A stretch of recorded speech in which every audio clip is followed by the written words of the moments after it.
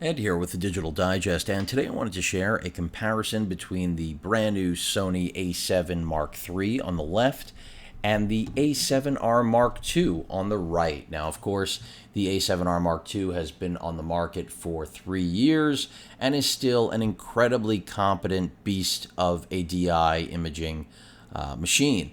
One of my favorite cameras, no question about it. That's why I repurchased it when the time came after it got destroyed by Hurricane Matthew. The A7 Mark III, on the other hand, being Sony's latest and greatest addition to their full-frame mirrorless lineup, really does encapsulate everything that just about any photographer could want, and does so at a very affordable price. The reason you're looking at both of these, and I'm doing this comparison, is because they're both $2,000 US. And with that said, inherently, they must be compared, even though they technically are targeting different audiences. Of course, because the A7R Mark III wears the R badge and has that really best-in-class 42 megapixel sensor, which is still the same one being employed in the brand new A7R Mark III, it does miss or lack much of the niceties, the modernization, the evolution of the A lineup of full-frame mirrorless cameras that the A7 Mark III brings to the table. So let's get right into it. First and foremost, both of these have 5-axis image stabilization, which is fantastic. Really best-in-class stuff. Very similar body, very similar design. Key critical difference that you should know immediately, autofocus. 5 frames per second, 10 frames per second. Next critical difference you should know is battery type. You're talking about the old, which was not bad, W series battery, about 340, 350 shots per charge, and that's where things topped out. A single SD card slot, your video record button is here, and again, 5 frames per second, competent autofocus, but nothing when compared to what the brand new A7 Mark III brings to the table. And that's because we have, as I mentioned, all of the complementary things that are found in Sony's latest lineup, like the A7R Mark III and A9. So we've got dual SD card slots, UHS 1 and 2. Unfortunately, both are not UHS 2 compatible. You also have a relocation of the video record button from the thumb, as you noticed before here on the A7R Mark II. The record button is under your thumb, which is a design that Sony went with for many, many years and abandoned once they released the A9. They actually were already employing it in cameras like the RX10 and other cyber shots, but they decided to bring it here finally to their full-frame mirrorless lineup with the A9. That's where it began. But you've got the joystick, something that does not exist on the A7R Mark II. That is completely non-existent, something that a lot of photographers were waiting for. You also have touchscreen capability with the A7 Mark III, something you do not have with the A7R Mark II on the right. But the biggest component, again, is really putting aside the SD card slot, the new battery type, as I was just mentioning. Now you're looking at, I don't have an FZ1000 in there, but you're looking at nearly 700 shots. So 700 still images on the left, 340, 350 on the right. Okay? Do keep in mind that, again, 42 megapixels, 24. But now let's talk about autofocus. When it comes to autofocus, with the A7 Mark III, you're getting the exact same autofocus system as the not brand new, but the top-of-the-line A9 is what I meant to say. So you're getting 93% of the full-frame sensor in this camera covered by phase detection autofocus points. That's 693 points of detection. You are not seeing that here with the A7R Mark II. Now, that does not mean that the A7R Mark II does not have a competent autofocus system. It absolutely does. But if you want best in class, you're getting it with the A7 Mark III, because you're getting the exact same system as the $4,500 A9. It's just been toned down when it comes to the max burst. 10 frames per second is where it ends here, whereas with the A9, you can shoot 20 frames per second. Remember, A7R Mark II, 5 frames per second. And with not nearly the autofocus capability of the A7 Mark III. So these are things you have to know. Again, both cameras have Wi-Fi, NFC. The A7R Mark II does still have, and this for some will be compelling, access to Sony's Play Memory store, which I really happen to like. A lot of customers thought it was just a gimmick, but I thought it was a good thing. It certainly didn't hurt to have it. That has been, done away with on all of Sony's current cameras. So it's pretty much been put to bed. So if you have an interest in any of their apps, they have time-lapse app, things of that nature, then that's something you're going to be able to do internally with the A7R Mark II. You're not going to be able to do that with the A7 III or the A7R Mark III or the A9. Those cameras have done away with that system. Hot shoes in the same place. EVF. EVF is slightly superior on the A7R Mark II, but all of the manual controls that you're gaining, having the touch to focus, having the video record button be in the correct place, weather sealing pretty much is the same on these cameras, and that's because both of them go with what I hate to call flaky, but flaky plastic flaps is what I'm going to call them. And so there you can see we have a microphone and headphone jack right there. And then here we have our HDMI out and micro USB that Sony loves to call multi, because it does do more than just charge the battery. There are accessories, of course, that do pair up with that. On the A7 Mark III, again, more comprehensive. This tends to be the trend when you're getting the latest and greatest.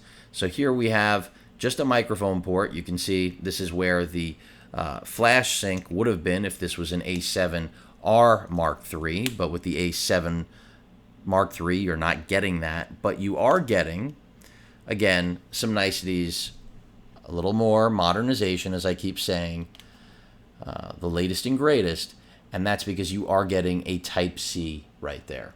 So you can charge your battery, use it for sync. You do have the micro USB for charging, multi-port as usual, but you do have Type-C for transfer, which is definitely a good thing. This is something that a lot of people were waiting for, professionals and amateurs alike, because there was really no excuse, just like there's really no excuse for how poor the Wi-Fi chipset generally is on all of these cameras.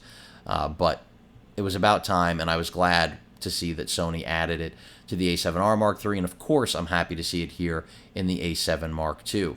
So bear in mind, you do have some more flexibility here with the Type-C port than you do with the A7R Mark II, and that's really, again, just a reflection of age. As I mentioned, when it comes to weather sealing, do not expect some night and day difference.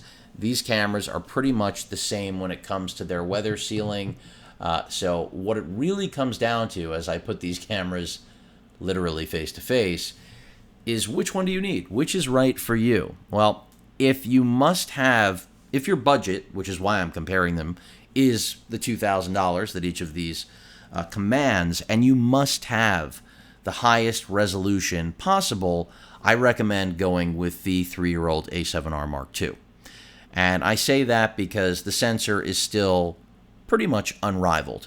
The A7R Mark III, which is $1,200 more than it, still utilizes it. Yes, it is an enhanced model because it has all of the capability of the A7 Mark III in terms of the dual slots, the newer battery type, basically improvements all around the body, but the sensor is the same. And for most of you out there, if you are a landscape photographer, street photographer, still life, then you're going to want that extra resolution. Of course, if you're doing really large prints or you do a lot of cropping, then I can't tell you should pick up the A7 Mark III simply because it checks more boxes on a broader range of capabilities. because after all, these are cameras. And when it comes to still capability, the 42 megapixels you're getting here, it's, inherently better if that is what you're after. Now, if the megapixel count is not what you're after, then the A7 is a no-brainer, because the A7 Mark III, even at roughly half the megapixel count, gives you everything I've mentioned. That is inherently better than what the A7R Mark II has on board, and that's battery life, that's dual SD card slots, that's touch to focus, the autofocus system, of course, being the most important thing other than battery life, something that would possibly or definitely result in a lot more keepers coming out of the A7 Mark III than the higher resolution A7R Mark II. So that's really what you have to take into account. It's fairly simple. Highest resolution, go with the A7R Mark II. Best of all worlds, not both, but of all worlds, A7 Mark III. And that's because that's exactly what you're getting. You're getting the battery life, the autofocus, and then every other little nuance that comes with having a more expensive camera really than what the A7 Mark III is at $2,000 US, because you wouldn't have access to this body style and overall feature set without stepping up to the A7R Mark III or the A9. And there is no competition out there right now from any other manufacturer. I don't care what any fanboy has to say.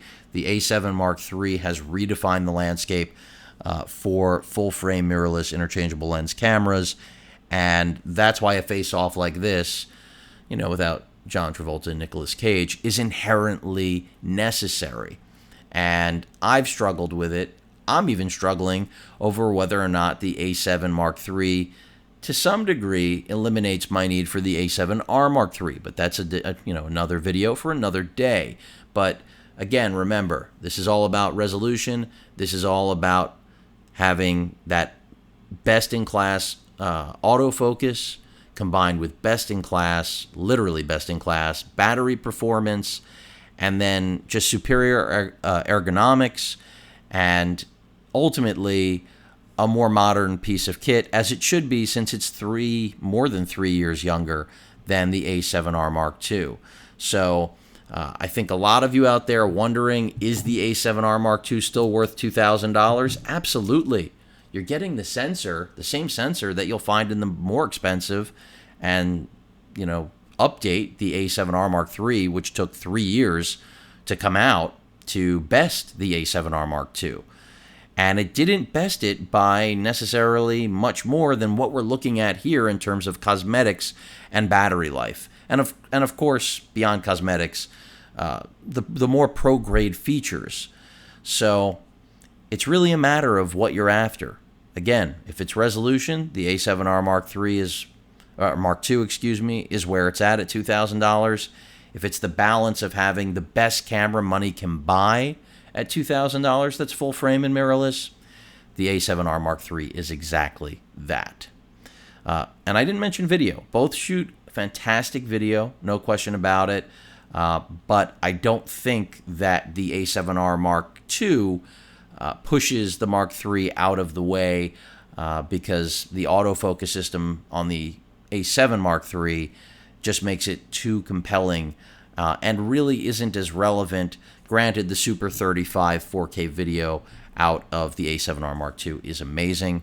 You're still going to get fantastic video out of the A7 Mark III. Hope that covered everything for everyone. Any questions or comments, please feel free to post them. Hit that like button, and as usual, please feel free to subscribe. Later.